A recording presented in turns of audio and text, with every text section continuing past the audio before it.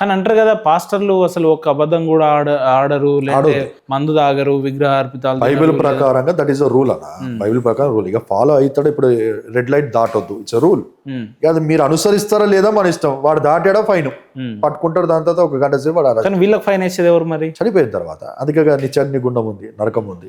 ఖచ్చితంగా రెండో మరణం అనేది ఖచ్చితంగా ఉంటుంది. అంటే ఇప్పుడు వీళ్ళు పాస్టర్లు అనే వ్యక్తులు క్రైస్తవంలో ప్రతి సండేలు చర్చిలకు వెళ్ళడం, లేదంటే మీటింగ్స్ అటెండ్ చేయడం, మీటింగ్స్ వెళ్ళిన తర్వాత అక్కడ 20,000 30,000 ఎంతో సరే ఎవరి స్టామినాకి బట్టి వాళ్ళు ఇవ్వడం ఏందన్నట్టు అదొక బిజినెస్ లెక్క చేసుకుంటున్నారంటే యాక్సెప్ట్ చేస్తారు. 100% అన్న, 100%. నేను ఎందుకు ఓపెన్ గానే కల్వరి సతీష్ కుమార్ కోసం కానీ ఇంకా రకరకాల పేర్లు ఎందుకు వారి కోసం ఓపెన్ గా నేను నా ఛానల్స్ లో కానీ వేరే ఇంటర్వ్యూస్ లో మాట్లాడాను.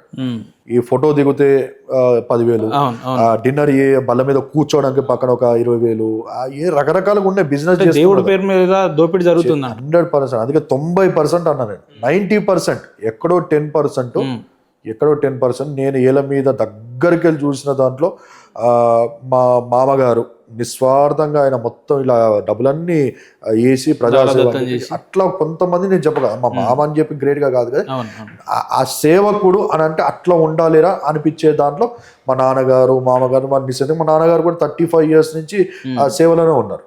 మొన్న కోవిడ్ టైంలో 40,000 మందికి ఇచ్చేతనం పెట్టాను. 40,000 మందికి ఇటుక్ ద ఫొటోస్ అన్ని పర్మిషన్స్ తీసుకొని దాంతో 40,000 మంది ప్రతి ఏరియాకి వెళ్ళి అక్కడ ఏ మొత్తం కులం ఏం లేదు. అది మనం ఇంటికాడ వండుకొని కార్ల వెనకాల గిన్నె అండి ఎక్కిచ్చేసుకోవాలి, వెళ్ళిపోవాలి, ప్లేట్లు అన్ని పట్టుకొని పోయి అక్కడ సర్వ్ చేసినాం.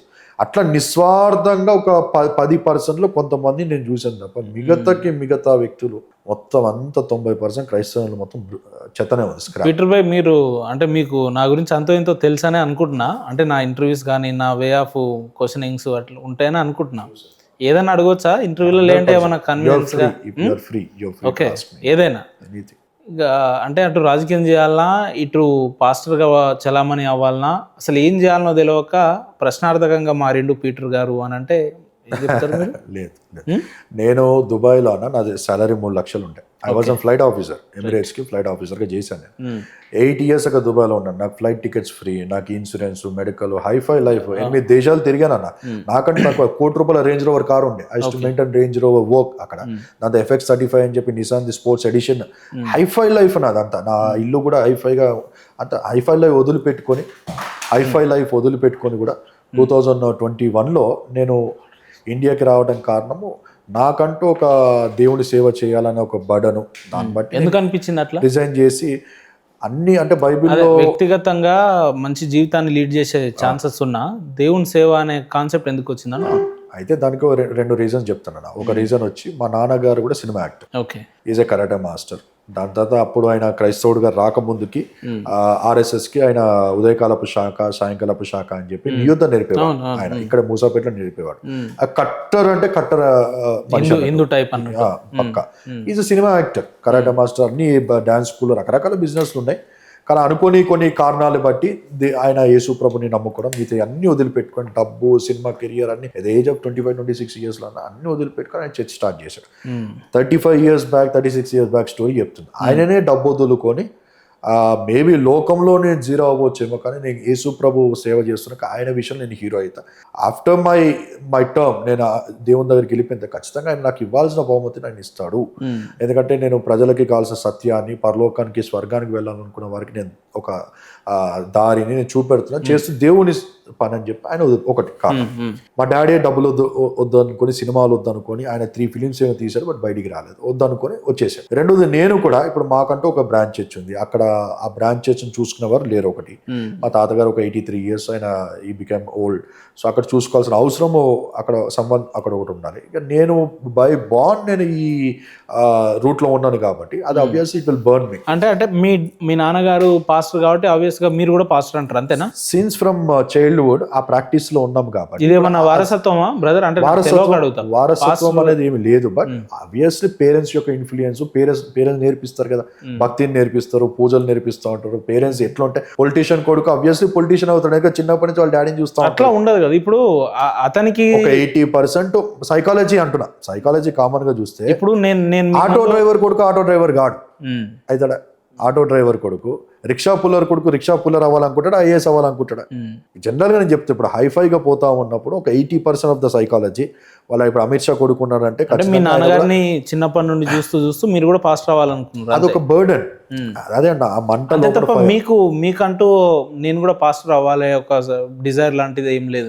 నాకు అదే ఉంది మంట లోపల, అదే ఫైర్ ఉంది నాకు. I want to preach, I want to take the gospel to entire world. నేను సత్యాన్ని ప్రకటించాలి. నేను ఫీల్ అయింది, నేను తెలుసుకున్నది నిజము. నేను చదివిన కొన్ని ఏవైతే గ్రంథాలు ఉన్నాయో ఆ గ్రంథాల ప్రకారంగా నాకు కొన్ని ఏవైతే తెలియజేయబడ్డాయో వాస్తవాలు నేను ప్రజలకు దాన్ని తెలియజేయాలి.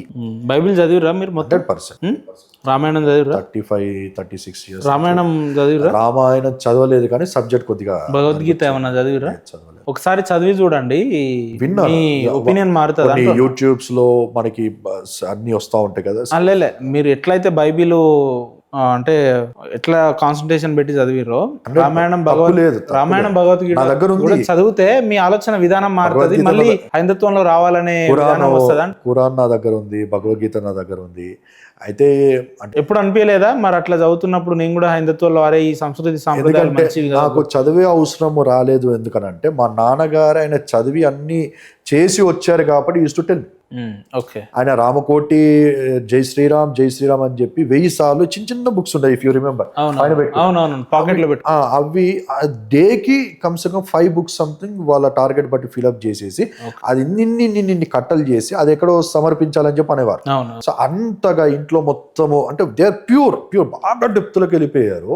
బట్ నానమ్మకి కొద్దిగా హెల్త్ ఇష్యూస్ రావడం బట్టి ఆమె ఎన్ని ట్రై చేసినా ఆమెకి వర్కౌట్ కాకపోతే ఎవరో ఇలాగ చెప్పారు, అక్కడ చిన్న ప్రేయర్ మీటింగ్ జరుగుతుంది జిమ్ఖానా గ్రౌండ్స్ అప్పుడు మీటింగ్, అక్కడికి వెళ్ళి ట్రై చేయండి అని చెప్పి అంటే వాళ్ళు వెళ్ళి వెనకాల ఊరికలాగా నిలబడ్డారంట. నానమ్మ తాతయ్యలు నిలబడ్డప్పుడు సంథింగ్ ఆ స్టేజ్ మీదకి ఒక లైట్ రావడము. ఓకే, ఇది ఎవరైనా నమ్మొచ్చు నమ్మకపోవచ్చు కూడా మా జీవితంలో జరిగిన ఆ లైట్ రావడం, ఆమె టచ్ కావడం, ఇన్స్టెంట్ గా ఆమె హీల్ అవ్వడము. ఆ రోగం అప్పటి నుంచి ఇప్పుడు 36-37 years వస్తుంది, ఇప్పటిదాకా రోగం రాదు. ఆమె కాశీ నుంచి కన్యాకుమారి దాకా షీ హాస్ డన్ ఎవ్రీథింగ్, అన్ని ప్రయత్నాలు చేసి. నిజంగా బైబిల్లో అంతటి మిరాకిల్స్ ఉంటాయి. జరుగుడు బట్టి వీరు మారారు.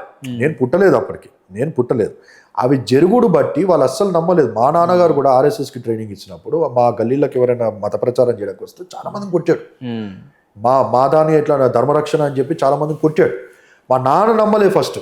మా నాన్నమ్మ గారు ఎప్పుడైతే బాగుపడ్డారో అప్పుడు ఆయనకి ఎన్లైట్మెంట్ అయింది అన్నట్టు. అరే ఇన్ని సంవత్సరాల నుంచి వీఆర్ డూయింగ్ ఎవ్రీథింగ్. ప్రతిదీ మహాబలేశ్వరంకి వెళ్ళి బంగారు అని ముట్టుకుంటే మన మీద శనిపోతుంది. అన్ని చేశాడు. అన్ని చేసినా కూడా ఈయనకు ఒక సమస్య వచ్చినప్పుడు అది సమస్య రికవరీ కాకపోవడము, సొల్యూషన్ దొరకపోవడము, తినకి కాకపోవడం బట్టి వాళ్ళ నమ్మకం ఏమైందనంటే సరే ఇక్కడి నుంచి ఇట్లా అని చెప్పి వాళ్ళని బట్టి